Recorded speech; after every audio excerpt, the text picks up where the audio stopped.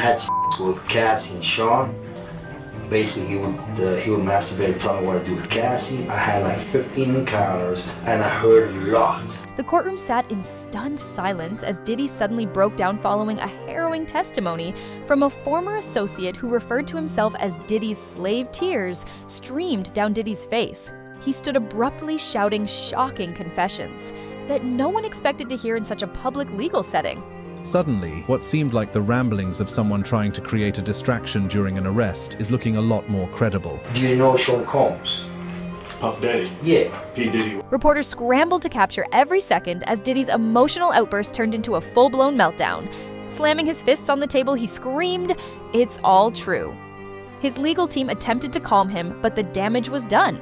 The judge immediately called for an emergency recess due to the chaos. Got on the stand and she detailed everything from the first day that they met to the times that they spent together, her 21st birthday where that was her first time kissing. The witness had just detailed years of alleged exploitation, control, and psychological manipulation. He claimed Diddy treated him like property, forcing obedience through fear.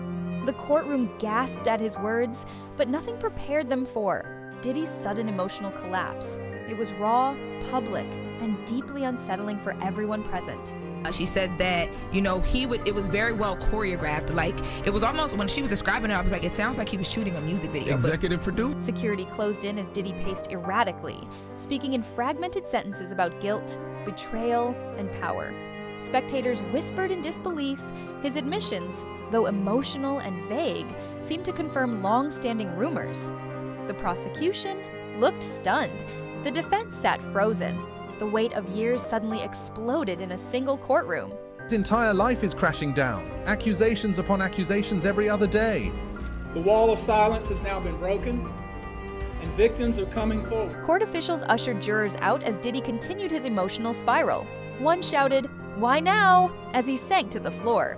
His voice cracked with desperation. Analysts watching live feeds began questioning his mental state and whether this would be grounds for a mistrial or possibly even institutional evaluation. He called Jay-Z a monster, lumping him in with Diddy. Because he's just the beginning. Until him and his cohorts are all held to account publicly and legally, the victims, they're not safe. The judge ordered a psychiatric assessment to evaluate Diddy's capacity to stand trial after the outburst. Diddy was escorted out in restraints, still muttering to himself. Courtrooms aren't made for emotional collapse, but that day, legal. Decorum shattered under the weight of Diddy's unexpected unraveling truth. Social media lit up instantly. Clips of Diddy's courtroom breakdown flooded platforms. Hashtags like Diddy Confesses and Courtroom Meltdown trended worldwide. Fans and critics alike reacted with disbelief. Many wondered whether Diddy's confessions were real admissions or the product of a mind finally breaking under years of pressure and hidden secrets. Legal experts debated whether Diddy's outburst could be used as evidence. His team argued emotional instability. The prosecution insisted his words were clear admissions. One thing was certain, the trial was now bigger than just allegations. Became a public reckoning of celebrity power and the cost of control. The former slave remained silent throughout Diddy's collapse, simply watching. Some observers said his calm demeanor amplified the impact of his testimony. Others noted how his courage to speak openly may have triggered Diddy's conscience. The power dynamics inside that courtroom shifted irreversibly in just a few minutes. Therapists and behavior experts appeared on talk shows, analyzing Diddy's courtroom behavior. Some described it as trauma catching up with him. Others believed he lost control due to exposure. Either way, his brand and empire, once untouchable, now faced scrutiny like never before. Vulnerability had become his biggest revelation. In the aftermath, the court was divided. Some believed Diddy's breakdown was authentic and overdue. Others called it performative, a strategy to derail the case. Regardless of intent, his meltdown shifted the narrative. Public opinion began to change rapidly, no longer just about guilt, but about the man unraveling. Diddy's empire began to crumble almost immediately. Sponsors backed out, collaborators distanced themselves. What began as a court case quickly morphed into a public fall from grace. The man who once ran music charts now struggled to control the narrative inside a courtroom where truth finally took the microphone. As proceedings resumed days later, the atmosphere had changed completely. The judge reminded all parties that justice, not spectacle, was the goal. But with Diddy's confession hanging heavy in the air, no one could ignore the shift. His voice had cracked, but in doing so it may have finally told the truth. Courtroom tension rises. As the courtroom doors opened, all eyes turned toward the entrance. Diddy walked in with his usual style, but something felt different. His posture was tense and his face showed signs of stress. Reporters scribbled down notes as silence took over the room. No one could have predicted what would happen next. The witness. Enters a man stepped forward to take the stand. His presence was quiet but commanding. He introduced himself in a voice that barely cracked, but then he said something that made everyone freeze. He called himself Diddy's slave. A gasp rippled through the courtroom as cameras flashed in rapid succession. Testimony begins. The man began to speak slowly, describing years of emotional manipulation and psychological control. He explained how he was isolated from friends and family, made to feel worthless and forced to obey. He claimed he was trained to forget who he was and to serve only Diddy. The courtroom was still but heavy with shock. The collapse starts. As the testimony continued, Diddy started shifting in his seat. His hands clenched and unclenched. His eyes darted back and forth. Suddenly he stood up abruptly, knocking his chair over. The witness fell silent and everyone turned to look at Diddy, whose expression was wild and shaken. The outburst, it's true, Diddy shouted. I did it. I made them listen. His voice echoed off the walls. The judge pounded the gavel, but Diddy kept going. I controlled everything. I had to. They needed me to lead them. His legal team rushed toward him, trying to quiet him down. Chaos unleashed security moved in to contain the situation. Diddy was now pacing frantically, speaking more to himself than the court. They all turned on me. They wanted me gone. They used me. He began to cry, mumbling names and broken phrases that no one could fully understand. Courtroom emptied. The judge ordered. The courtroom cleared. Jurors were escorted out as Diddy collapsed onto the floor. His voice cracked. I built this. I gave them everything. And now they want to destroy me. His words were barely audible as guards restrained him and led him away from the courtroom. The media frenzy news of the outburst spread like wildfire. Headlines appeared within minutes. Diddy confesses in court. Diddy melts down after slave testimony. Social media exploded with clips, hashtags, and theories. The world had just watched a global icon break in real time. Public divided. Some fans defended Diddy, calling it a mental breakdown.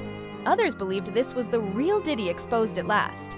Experts weighed in on talk shows debating whether his confession would count as legal evidence or be dismissed as emotional instability. The witness reaction. The man who gave the testimony remained composed. He watched Diddy with quiet resolve. Observers noted that he did not smile or react. His silence spoke volumes. Some said it was the calm of a man who had waited years to speak the truth.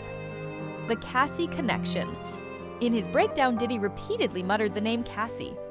Observers wondered if he feared her testimony. Was she the missing piece that could bring down the empire for good? Was she next to testify? What did she know, and why had she remained silent? Legal fallout. The judge ordered a full psychological evaluation and postponed the next session. Diddy's legal team argued for a temporary hold, citing emotional distress, but prosecutors were energized. This was the moment they had been waiting for. A public confession under pressure in front of dozens of witnesses. Empire in trouble. Almost instantly, brands began cutting ties. Former collaborators deleted posts and distanced themselves. The industry turned cold. What had been Diddy's strength? His legacy now became a shadow over his future. His empire was crumbling, not from outside, but from within. Final thoughts. Diddy was once untouchable. A music mogul, a cultural force, a symbol of power. But inside that courtroom, stripped of fame and control, he stood exposed. The words he shouted in a moment of breakdown may become the words that define the end of his reign. Security closed in as Diddy began to lose control, pacing back and forth like a man haunted by ghosts.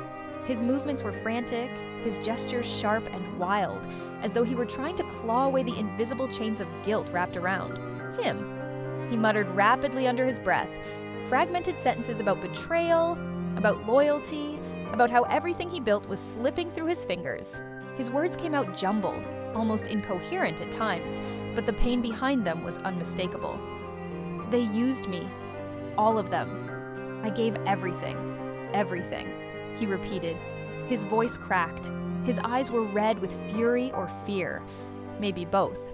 The courtroom was no longer a space for justice. It had become a theater of collapse. The silence before the storm spectators sat stunned.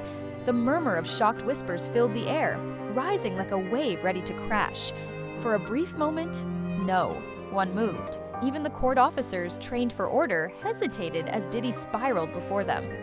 It wasn't just a breakdown, it was as if he was unraveling, pulled apart by years of secrets now clawing their way to the surface. A woman in the gallery gasped, audibly.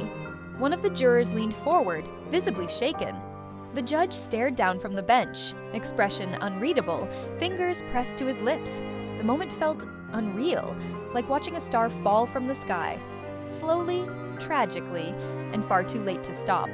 Long-held secrets surface. Diddy's words didn't follow any legal script, but they held a dangerous weight. In between the chaos, there were phrases, fragments that echoed through the courtroom like thunderclaps.